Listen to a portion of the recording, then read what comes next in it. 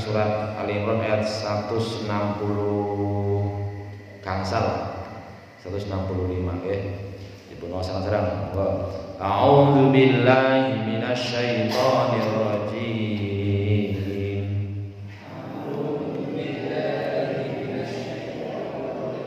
Bismillahirrahmanirrahim. Awalamma asabatkum musibatun qad asabtum mislaiha qultum anna hadha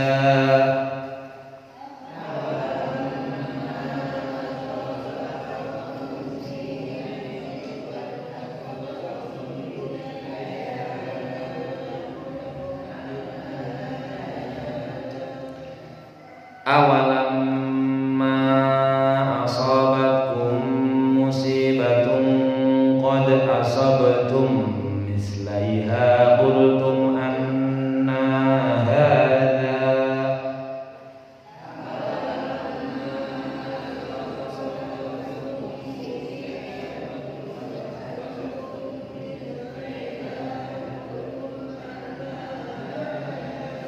qul huwa min di anfusikum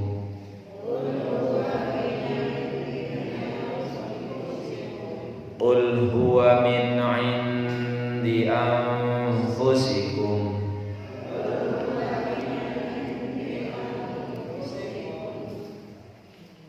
innallaha ala kulli syai'in qadir.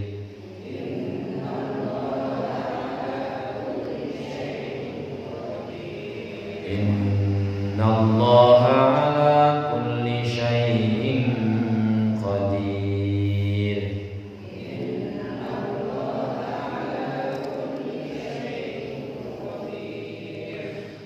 Wa ma asabakum yawmal taqal jam'ani fa bi idnillahi wa liya'lamal mu'minin.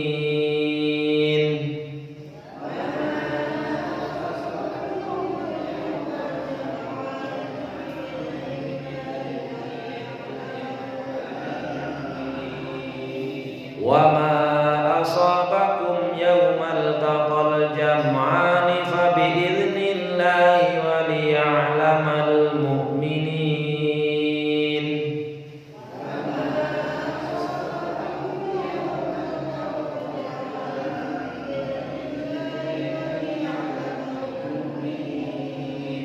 Wa liya'lamal ladzina nafaqu wa qila lahum ta'alu qatilu fi sabilillahi aw idfa'u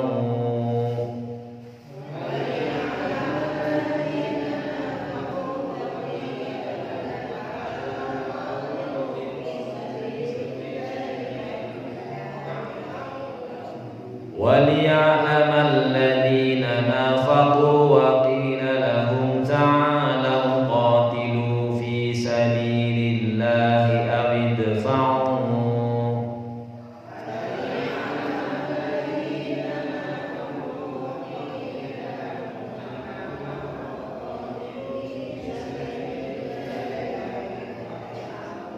qalu law na'lamu qitalan lattaba'nakum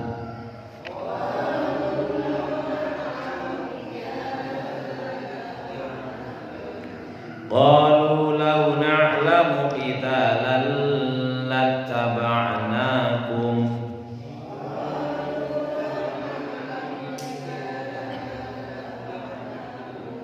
hum lil kufri yawma idin aqrabu minhum lil iman.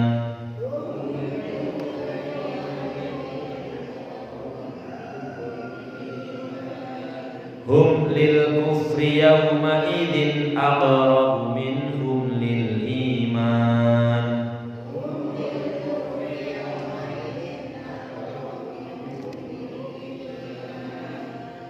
Yaquluna bi afwahihim ma laysa fi qulubihim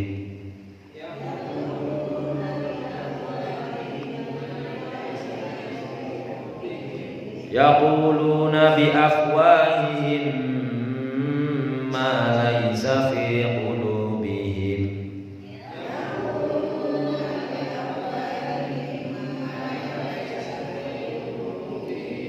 wallahu a'lamu bima yaktumun.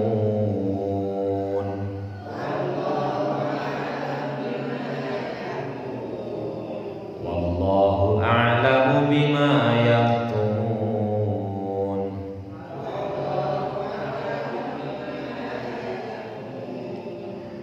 Alladzina qalu li ikhwanihim wa qa'adu law ata'una ma qutilu.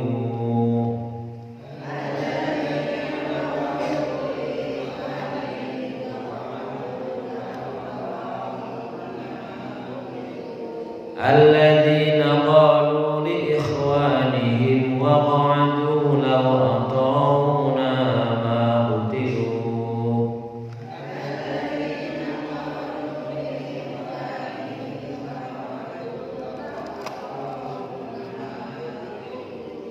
Qul fadra'u an anfusikumul mauta in kuntum shadiqin.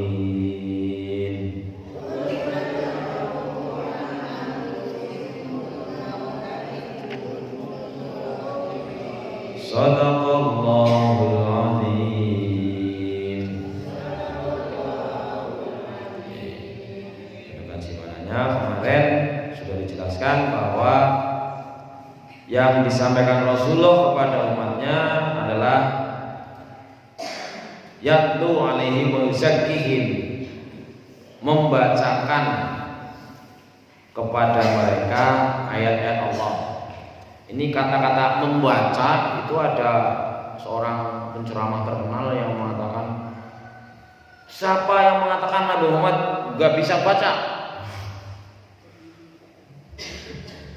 Itu kata-kata membaca. Misalnya ketika sholat kan faqra'u, bacalah ma tayassara minal Qur'an. Kan bukan membaca begini kan. Misalnya Hilman, man, kalau Hilman kalau sholat jangan ngobrol, dibaca Fatihahnya. Kan nggak baca tulisannya. Anak umur 2 tahun, 3 tahun, ayo sebelum makan baca doa dulu. Kan hafal, bukan baca tulisan. Jadi pemahaman Quran mata orang itu mesti maca begini-begini. Malah sama Gus Ba dijelaskan bahwa justru dengan Rasulullah nggak bisa membaca tulisan begini, itu menunjukkan ketergantungannya kepada Allah. Mutlak Allah lah yang mengatur, Allah yang mengajarinya. Bukan maca dewek kayak jadi orang pinter, maca tulisan jadi pinter. Jadi pemahaman Rasulullah nggak bisa baca ya memang bukan baca tulisan, tapi lewat wahyu langsung hafal. Itulah dari Allah SWT. Ini Allah Rasulullah membacakan, kita membacakan ayat Allah. Ya maknanya bukan berarti Allah Rasulullah nyadong kertas itu dibaca tulisannya, tapi baca dalam arti mengucap dengan mulutnya. Itu juga namanya membaca. Tapi ada penceramah terkenal itu di YouTube itu. Siapa yang mengatakan Nabi Muhammad gak bisa baca?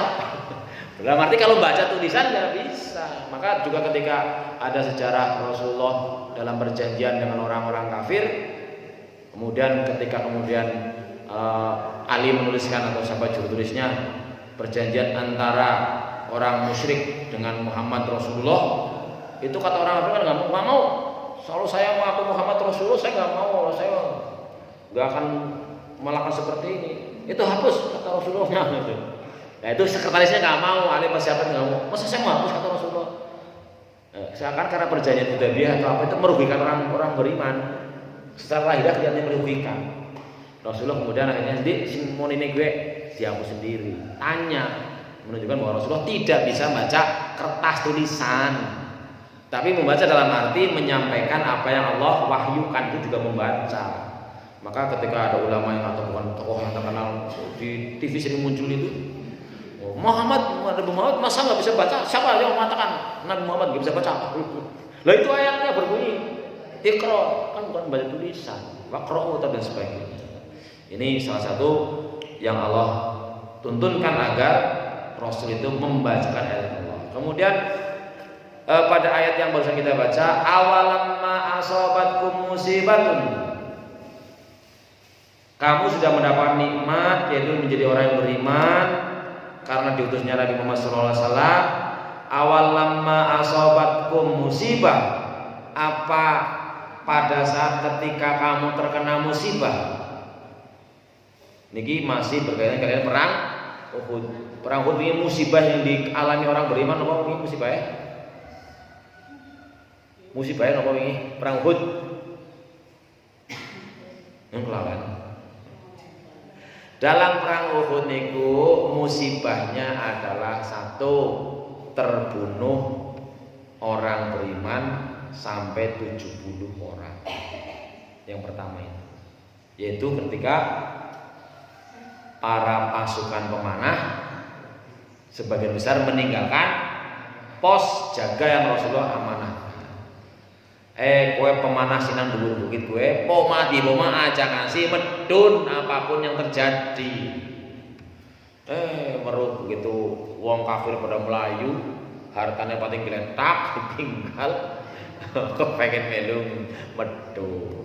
Akhirnya terbunuhlah berapa pasukan pemanahnya, hanya tinggal 10 orang yang tertinggal. Yang pertama. Yang kedua, Rasulullah sendiri sampai berdarah-darah, topi bajanya pecah sampai mengucur darah, bahkan gigi serinya sampai pecah.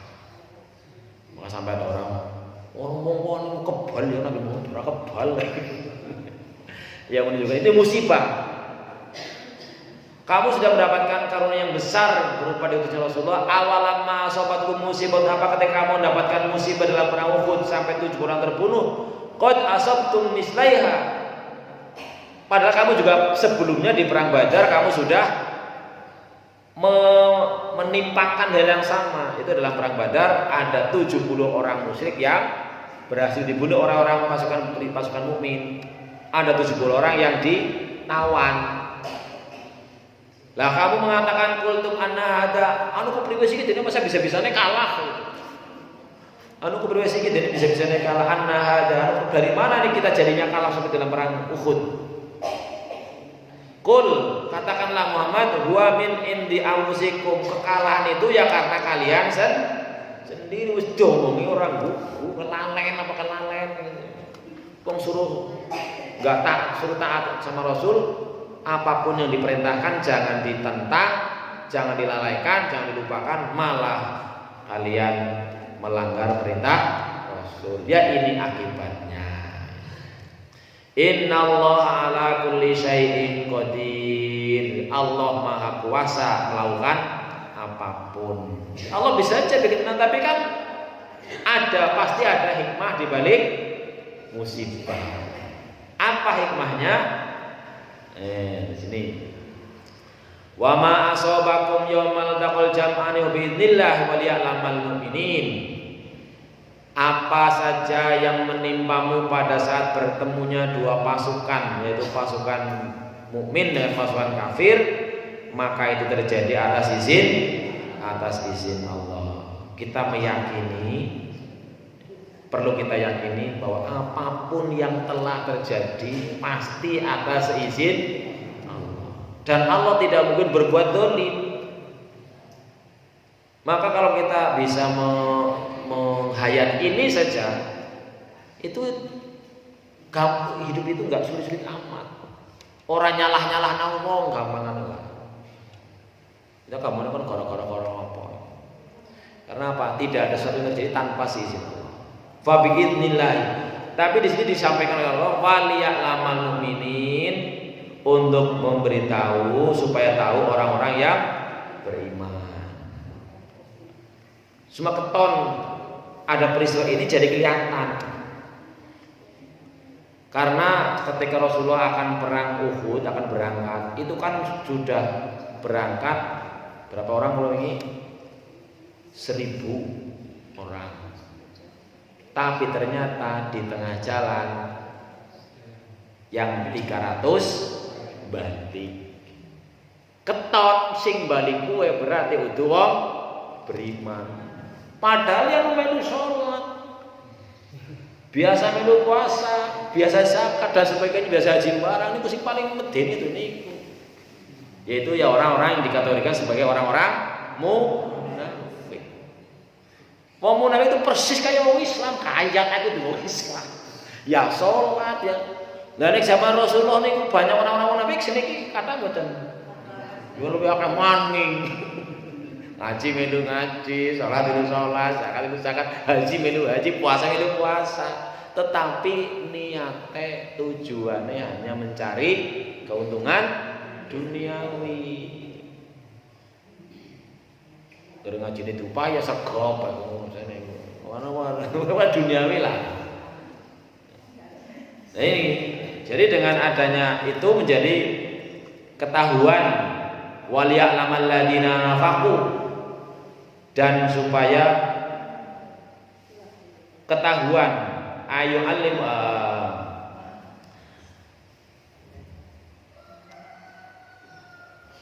ayat anu maya aywa sabakum yaumul taqal jamal muslimin macam miskin hobi qad ila faqadri wa bi al-azaliyah. Jadi pertama bahwa peristiwa yang terjadi semuanya sebenarnya sudah dirancang oleh Allah lah zaman dulu sebelum ada dikodok-kodok, itu pengertiannya sudah Allah rancang kejadiannya kapan. Kemudian ketika sudah terjadi namanya takdir. Itu liyumayyizal mu'minun 'anil munafikin. Hikmahnya adalah untuk bisa membedakan mana orang yang beriman, mana orang yang munafik. Waliya'lamal mu'min ay liya'lama ahlul iman alladzina sabaru wa sabatu wa lam yatazalzalu. Wong sing beriman dari ngerti dan sabar. Oh, iki berarti sing kaya berarti wong ora beriman kae. Waliya'lamal ladzina nafaqu wa qala ta'ala qatilu fi sabilillahi alifau ay waliya'lama ahlun nifaq ka Abdullah bin Ubay bin Salul. Jadi tokoh dari 300 orang itu pimpinannya jenenge Abdullah bin Ubay bin Salul. Wasabiul ladina in khadalu yauma udin an Rasulullah sallallahu alaihi wasallam wa kanu nahwan min 300 rajulin faqala lahumul mu'minun. Ketika orang-orang munafik itu pada balik, yulah balik baiklah. Kaya lawane 3.000 dereng 1.000 pada bayar bunuh diri ya. Ini mikirnya apa niku? Pada bayar bunuh diri, mau boro-boro mau seuli orang pesan perang, mati konyol. Rasanya gitu mikirnya. Lah kalau orang yang beriman, yang namanya perang melawan seperti orang-orang Palestina itu melawan orang Israel, wis kita ndelenge ketone melasi banget ya. Tapi sing ngalami malah mikirannya menang ya, sukses, mati di surga wis. Orang Islam itu prinsipnya hidup mulia atau mati syahid. Surah beti-beti. Lah malah ini orang-orang munafik lah, oh mati konyol, mati konyol. Kemudian ketika beliau selalu berteman-temannya mau pulang, orang-orang yang beriman mengatakan, "Ta'ala qatilul musyrikin mana?" Ayo pada balik, ayo pada kita kan perang lawan orang musyrik. Awin fa'u bi takfirikum sawadana. Kalau enggak ya kamu awin fa'u, persiapkan dirilah, membela diri, mendoakan dan sebagainya. Lalu qalu law na'lamu qitalan lantaba'nakum. Orang-orang ini mengatakan, kalau kita tahu bakal ada perang, ini mesti melu. Ayaqul munafiqun law na'lam annakum talqauna harban laqatalna ma'akum walakin la nadunnu ayyakuna qital. Orang-orang ini mengatakan, ya ternyata keluar perang ini melu, tapi katanya ora perang lah. Ngono lawan itu ora imbang, yang paling-paling kok sudah perang balik. Sing jelas tidak punya kemantapan. Wallahu a'lam bima yaktumun, Allah mengetahui apa yang disembunyikan. Jadi dengan peristiwa ini makin jelas, karena kalau orang munafik tidak mengatakan kan malah dia mau munafik apa itu sih? Nah, sholat melu sholat gitu pokoknya. Jadi orang munafik itu orang-orang yang lahirnya Islam, lahirnya beriman, tapi hatinya batinnya kafir. Orang gugu, hanya mencari keuntungan duniawi. Maka dengan orang-orang mengatakan, melakukan balik ketika berangkat perang, makin jelas berarti pemukai kayak ditengerin. Tapi kan sama Rasulullah nggak boleh langsung bisa diambil tindakan, dihukum apa-apa ya. Lahirnya begitu sih. Maka dari situ telah berlakulah ketentuan nahnu nahkumu bidzawahir. Ya kita ngerti ini lahirnya kaya-kaya. Perkara batinnya terserah Gusti Allah. Kan kita nggak ngerti. Wallahu ta'ala sarair. Makanya kita nggak boleh mengecap lah. Mau ngajak apa lagi mau munafik kayak nggak boleh. Selama dia lahirnya melaksanakan ya kita menghukumi yang lahiriahnya. Batinnya terserah Allah. Tapi yang jelas secara syar'i bahwa orang-orang munafik itu dianggap lebih bahaya, lebih berat siksanya daripada orang kafir. Kenapa lah? Orang kafir kan jelas-jelas menentang. Lah orang-orang munafik kan sebutannya kayak menggunting dalam lipatan jeruk digunting bolong. Kayak api dalam sekam gitu bakar kan jeruk. Makanya kan Allah mengancam innal munafiqina fit darkil asfali minan nar. Munafik gue nggonen neraka paling ngisor dhewe. Semangatnya gede ibadah, semangatnya gede melakukan syariat Islam, gue harus yang menguntungkan baik secara lahir maupun batinnya. Untung lahir jelas misalnya mendapat bagian daging, bagian rampasan perang, bagian sembako, bagian apa. Batin dipuji-puji. Mulai kita hati-hati ini, makanya jangan sampai kita termasuk ke dalam kategori seperti itu yang secara batinnya misalnya gundi semangat ibadah ngerake kancane, gundi ngaji ngerake kancane, masalahnya kan ada seperti itu. Lah kan dikatakan sholatnya abot pada subuh kan ulang kancane peteng ulang seperuh, berarti kan batinnya bebeh. Ini ki hati-hatilah makanya. Alladzina qalu li ikhwanihim maq'adu law ata'una ma qutilu. Yaitu orang-orang yang mengatakan kepada teman-temannya, saudara-saudaranya. Jadi Abdullah bin Ubay bin Salul mengatakan kepada teman-temannya, saudara-saudaranya sampai 300 orang itu mengatakan waq'adu, mereka sambil duduk-duduk. Ayat qala munafiqun law na'lam ya. Bukan itu ya, belum ya. Itu tadi. Hum lil kufri yauma idzin aqrabu minhum lil iman. Mereka yang tadi ngomong lah paling penting orang perang balik yuk balik. Mereka itu kepada kekafiran lebih dekat daripada kepada iman. Jadi katakanlah orang munafik itu kalau di persentase kafirnya 75%, imannya 25%. Padahal kita kan diperintahkan masuklah kamu sebagai orang Islam secara total, aja pilih-pilih. Ini kadang-kadang harus ngapot mau sing enteng gelem, angger sing menguntungkan duniawi gelem, sing ketone lan keuntungan duniawi ini bebah. Ini hum alil kufri yauma idzin aqrabul iman, mereka kepada kafiran pada hari itu lebih dekat daripada kepada keimanan. Aib idharihim hadzal qaul saru aqrabu ilal kufri minhum ilal iman. Itu dengan cara mengatakan begitu bali-bayuk, maka kemudian mereka menjadi orang-orang yang lebih dekat kepada kafiran. Yaquluna bi afwahihim ma laisa fi qulubihim. Mereka mengatakan dengan mulutnya yang tidak sesuai dengan hatinya. Jadi mulutnya manis hatinya kesopai lah, itu enggak sesuai. Maka salah satu ada hadis mengatakan ciri-ciri orang munafik, satu idza hadasa kadzaba, angger ngomong lomboni, wa idza tumina khona, ketika diberi amanat dia khianat, wa idza wa'ada akhlafa, ketika janji nulayani. Itu salah satu ciri-ciri orang munafik. Jadi antara ucapannya dan hatinya tidak sama. Wallahu a'lam bima yaqulun. Allah mengetahui apa yang mereka sembunyikan. Yaitu pada orang-orang yang mengatakan kepada temannya waqadu aywali alamallahu aidon al-munafiqin alladzina qulu alladzina hum mislahum wa qad qa'adu 'alal qital. Mereka tadi enggak jadi berangkat perang, lalu mereka pulang, lalu mereka ketika sudah terjadi peperangan mengatakan lau ata'una ma qutilu. Kowe kan orang gugu kon setelah selesai perang tadi yang terbunuh dari orang-orang beriman 70 orang. Terus orang munafik ngomong maning, kowe kan domong orang gugu kon. Ngar wingi melu nyong ya ora pada mati kowe. Melu nyong bali aja sudah perang ya ora sudah mati. Qul fadra'u an anfusikum maut in kuntum shadiqin. Jawaban kowe manuna. Qul ucapkan ya Muhammad li ulaikal munafiqin maring wong munafik kowe in kana adamul khuruj binahi bin yunji minal maut. Angger kowe ora sida mangkat perang kowe bisa menyelamatkan karang dari kematian. Fadfa'ul mauta an anfusikum in kuntum shadiqin fi da'wakum. Jajal kowe tahan mati ngesuk. Bisa ora? Artinya bahwa mati kan bukan karena perang. Mati ya karena jatah umurnya habis. Umatnya diturun ya pirang-pirang. Ini puasa ini guru TPK Masjid Al-Qomar. Bu kula citakan wingi mbok.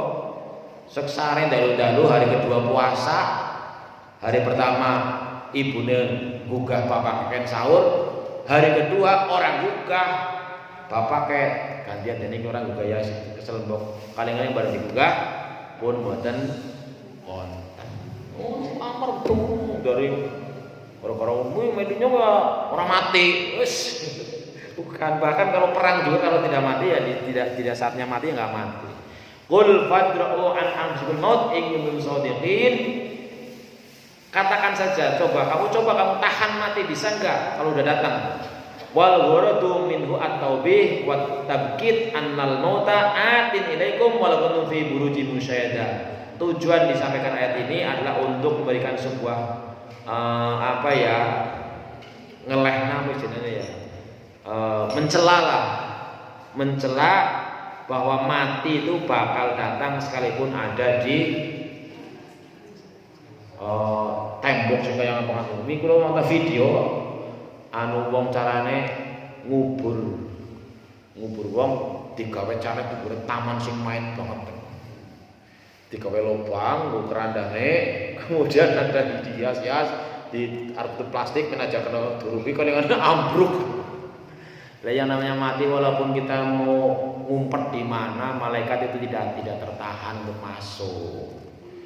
Oleh sebab itu maka mudah-mudahan dengan membaca ayat ini kita menjadikan orang yang mendapatkan faidah bahwa intinya di balik musibah pasti ada hikmah.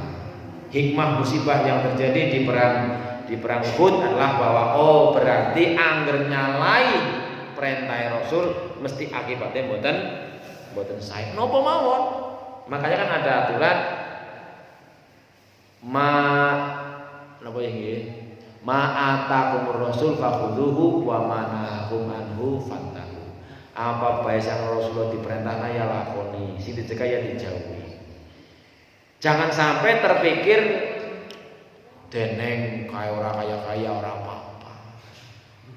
Niki sing perlu kita jangan sampai terlintas dalam hati kita, karena Allah mengatakan bahwa orang-orang yang tidak mempercayai hari akhirat itu amal jeleknya dibuat jadi indah, jadi enak-enak. Orang sholat rezekinya tetap lancar, orang belum sedekah rezekinya tetap lancar, tetap sehat. Ya seperti Qarun itulah, seperti Fir'aun, orang pernah riang.